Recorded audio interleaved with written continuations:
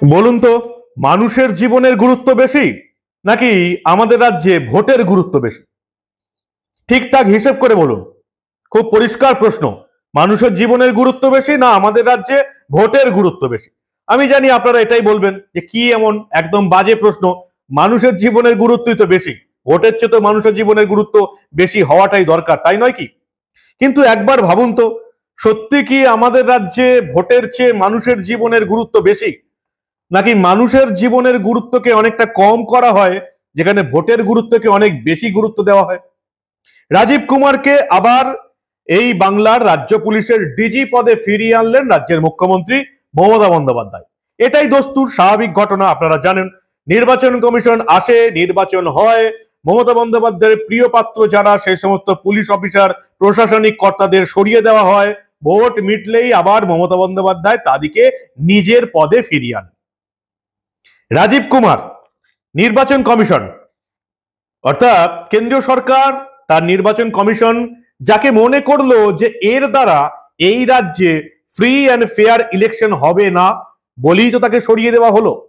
যে লোকটার দ্বারা ভোট কমপ্লিট করা হবে না, করতে পারবে না, ভোট করানোর যোগ্যতা নেই, সে আমাদের রাজ্যের রাজ্য পুলিশের ডিজি হয়ে সাধারণ মানুষের জীবনের নিরাপত্তা কি করে সামলাবে? ভেবেছেন কখনো? আর কি কি ভাবার আছে সবটা শোনাবো আপনাদের। এই প্রতিবেদন শেষ অবধি দেখুন। আমি মানব, দা নিউজ বাংলায় আপনাদের স্বাগত জানাচ্ছি। যেটুকু জানতে পেরেছি তাতে লোকসভা ভোটে 4 জুন রেজাল্ট বেরিয়েছে। 5 জুন আদর্শ আচরণবিধি উঠে যেতেই রাজীবকে পুরনো পদে বহাল করতে পারতেন মুখ্যমন্ত্রী মমতা বন্দ্যোপাধ্যায়, কিন্তু আসলে তা হয়নি, কারণ কলকাতার মানিকতলা সহ 4টে বিধানসভা এলাকায় উপনির্বাচন ছিল। 10ই জুন থেকে রাজ্যে ফের আদর্শ আচরণবিধি কার্যকর হয়েছিল, নির্বাচন কমিশন কার্যকর করেছিল রাজ্যের সংশ্লিষ্ট জেলাগুলিতে। সেই কারণেই রাজ্য বা কলকাতা পুলিশের শীর্ষ পদে রদবদল সম্ভব হয়নি। 10ই জুলাই ভোট মিটে গিয়েছে এবং ভোট মেটার পরেই রাজীব কুমারকে মমতা বন্দ্যোপাধ্যায় আবার রাজ্য পুলিশের ডিজি পদে ফিরিয়ে এনেছেন, এটাই হচ্ছে খবর। কিন্তু খবরের পেছনে যে জিনিসটা আছে সেটা কোনোদিন আপনারা ভেবেছেন কি? নির্বাচন কমিশন, আপনারা প্রত্যেকেই জানেন, নিশ্চয়ই আপনারা বলবেন যে নির্বাচন কমিশন একটা স্বশাসিত সংস্থা, তারা নিজেদের সিদ্ধান্ত নেওয়ার ক্ষমতা আছে, মোটেই এটা কেন্দ্রীয় সরকারের মধ্যে পড়ে না। কিন্তু আপনারা যারা একটু রাজনীতির খবর রাখেন তারা প্রত্যেকেই জানেন, ইডি বলুন, সিবিআই বলুন বা নির্বাচন কমিশন বলুন, প্রত্যেকেই স্বশাসিত সংস্থা হলেও কেন্দ্রে যারা ক্ষমতায় থাকে তারা কিছুটা কিন্তু এখানে খবরদারি করে, এটা নতুন করে বলার অপেক্ষা রাখে না। তাই কেন্দ্রীয় সরকার এবং নির্বাচন কমিশন এই রাজীব কুমারকে ফ্রি অ্যান্ড ফেয়ার ইলেকশন করানোর যোগ্য বলে মনে করেনি, এটা আপনারা জানেন। এটাই নতুন নয়, এর আগেও আপনারা দেখেছেন যে রাজীব কুমারকে সরিয়ে এই রাজ্যে ভোট করানো হয়েছে। অর্থাৎ নির্বাচন কমিশন এবং কেন্দ্রীয় সরকার মনে করছে যে এই বাংলায় রাজীব কুমারের মতন আইপিএস অফিসারদের ভোট করানোর যোগ্যতা নেই, কারণ তিনি শাসক দলের হয়েই কথা বলবেন, শাসক দলের হয়েই কাজ করবেন। তাই এই রাজ্যে ফ্রি অ্যান্ড ফেয়ার ইলেকশন হবে রাজীব কুমারকে সরিয়ে দিয়ে। খুব ভালো কথা, কেন্দ্রীয় সরকার এবং নির্বাচন কমিশন এটা মনে করে, মমতা বন্দ্যোপাধ্যায়ের সরকার এটা মনে করে না। ফলে ভোট পর্ব মেটার পরই, আদর্শ আচরণবিধি উঠে যাবার পরই আমরা দেখলাম রাজীব কুমারকে মমতা বন্দ্যোপাধ্যায় ফের আজকে রাজ্য পুলিশের ডিজি পদে ফিরিয়ে নিয়ে এলেন। এবং নির্বাচন কমিশন যাকে দিয়ে, যে আইপিএস সঞ্জয় মুখোপাধ্যায়কে দিয়ে এই রাজ্যে নির্বাচন করিয়েছিল মমতা বন্দ্যোপাধ্যায় সরকার, সেই আইপিএস সঞ্জয় মুখোপাধ্যায়কে ফের ফিরিয়ে দিল দমকলের ডিজি পদে।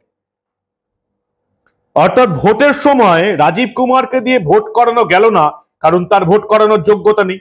কিন্তু সেই রাজীব কুমারের উপর আমাদের রাজ্যের নিরাপত্তা, সাধারণ মানুষের নিরাপত্তার ভার দিয়ে রাখলো মমতা বন্দ্যোপাধ্যায় সরকার এবং যেটা দেখছে কেন্দ্রীয় সরকার। আপনারা জানেন এই যে আইপিএস, ইন্ডিয়ান পুলিশ সার্ভিসের যে সমস্ত অফিসাররা বিভিন্ন রাজ্যে কাজ করেন, তারা কিন্তু কেন্দ্রীয় কর্মী, তাদের মাইনে দেয় কেন্দ্র সরকার, শুধু রাজ্যে কাজ করেন, পোস্টিং করে রাজ্য সরকার। কেন্দ্র সরকার মনে করছিল রাজীব কুমারকে দিয়ে এই রাজ্যে ভোট হবে না, কিন্তু সেই কেন্দ্র সরকার কি মনে করছে যে রাজীব কুমার এই রাজ্যে মমতা বন্দ্যোপাধ্যায়ের রাজত্বে মানুষের নিরাপত্তা ঠিকঠাক বজায় রাখতে পারবে? যদি আপনাদের অভিযোগ থাকে কোনো তৃণমূলের নেতাদের বিরুদ্ধে, তাহলে কি আপনি সঠিক বিচার পাবেন পুলিশের কাছ থেকে? নির্বাচন কমিশন মনে করছে রাজীব কুমার ভোট করাতে পারবেন না, তিনি শাসক দলের তাবেদারি করেন, শাসক দলের দলদাসগিরি করেন, চটিচাটাগিরি করেন, তাই তাকে ভোটের সময় সরিয়ে দেওয়া হয়। বাকি সময় তিনি রাজ্য পুলিশের ডিজি থাকেন, যখন রাজ্যের সাধারণ মানুষের নিরাপত্তা দেখার দায়িত্ব থাকে রাজীব কুমারের উপর।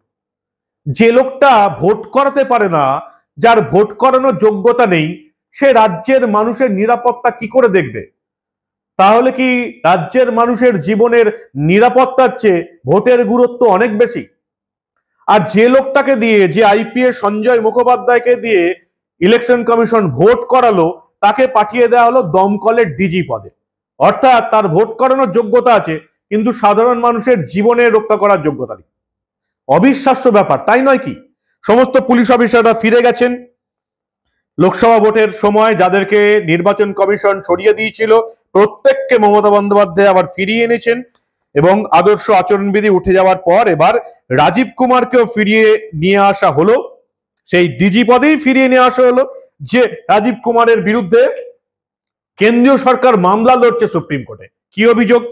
কেন্দ্রীয় সরকারের অভিযোগ যে এই সারদা চিটফান্ড কাণ্ডে মমতা বন্দ্যোপাধ্যায় এবং তার তৃণমূল কংগ্রেসের পক্ষে যে সমস্ত প্রমাণ ছিল সব লোপাট করে দিয়েছেন এই রাজীব কুমার, যার বিরুদ্ধে দুর্নীতির অভিযোগ করেছে কেন্দ্রীয় সরকার নিজে, যার বিরুদ্ধে একটা মামলার তদন্ত মামলায় দায়িত্ব নিয়ে গাফিলতি করার অভিযোগ করেছে কেন্দ্রীয় সরকার নিজে, তাকেই কেন্দ্রীয় সরকার মাইনে দিচ্ছে আমাদের জীবন রক্ষার দায়িত্ব দিয়ে। আর যাকে কেন্দ্রীয় সরকার ভরসা করে না যে সে একটা এই রাজ্যে ভোট পরিচালনা করতে পারবে। কেন প্রথমেই বললাম, মনে আছে যে আমাদের মানুষের জীবনের চেয়ে ভোটের গুরুত্ব অনেক বেশি। যে লোকটা ভোট করাতে পারে না, সেই লোকটা আমাদের জীবন রক্ষার দায়িত্ব কি করে নেবে আপনারা বলতে পারেন? কখনো ভেবেছেন এই অ্যাঙ্গেলে? যাকে কেন্দ্রীয় সরকার, কেন্দ্রের নির্বাচন কমিশন এই রাজ্যে ভোট করানোর যোগ্য বলে মনে করে না, সেই কেন্দ্রীয় সরকার এবং নির্বাচন কমিশন চেয়ে চেয়ে দেখছে যে মমতা বন্দ্যোপাধ্যায়ের সরকার তাকেই এই রাজ্যে ডিজি করে দিল, যে সাধারণ মানুষের জীবন নাকি রক্ষা করবে, মানুষের নিরাপত্তার দায়িত্ব তার হাতে তুলে দিল। কেন্দ্রীয় সরকার ভাবছে রাজীব কুমার ভোটের সময় দলদাসগিরি করবে, সঠিকভাবে ভোট পরিচালনা করতে পারবে না। সেই কেন্দ্রীয় সরকার কি এখন ভাবছে না যে এই রাজীব সরকারের আমলে সাধারণ মানুষ, তার জীবনের কোনো নিরাপত্তা নেই, সে তৃণমূলের হয়েই কাজ করবে? যদি কোনো সাধারণ মানুষের, তৃণমূলের নেতা নেত্রী, কর্মী, সমর্থকদের বিরুদ্ধে অভিযোগ থাকে, তাহলে রাজীব কুমারের পুলিশ সেই দিয়ে কোনো কাজ করবে না। সাধারণ মানুষের কোনো দামই নেই, যত গুরুত্ব ভোটের। আপনারা কি বলেন? আপনাদের মূল্যবান এবং গুরুত্বপূর্ণ মতামত জানান দা নিউজ বাংলার কমেন্ট সেকশনে। আপনারাও কি সত্যি এই অ্যাঙ্গেলে কখনো ভেবে দেখেছেন যে লোকটা ভোট করানোর যোগ্যতা নেই, যে ভোট করাতে পারে না বলে মনে করা হচ্ছে, সে সাধারণ মানুষের জীবন কি করে রক্ষা করবে? আপনাদের মূল্যবান এবং গুরুত্বপূর্ণ মতামত জানান দা নিউজ বাংলার কমেন্ট সেকশনে। আর দেখতে থাকুন দা নিউজ বাংলা। আমরা আবার এই রকমের প্রশাসনিক সার্কাসের কোনো ঘটনা চেপে রাখতে দেব না।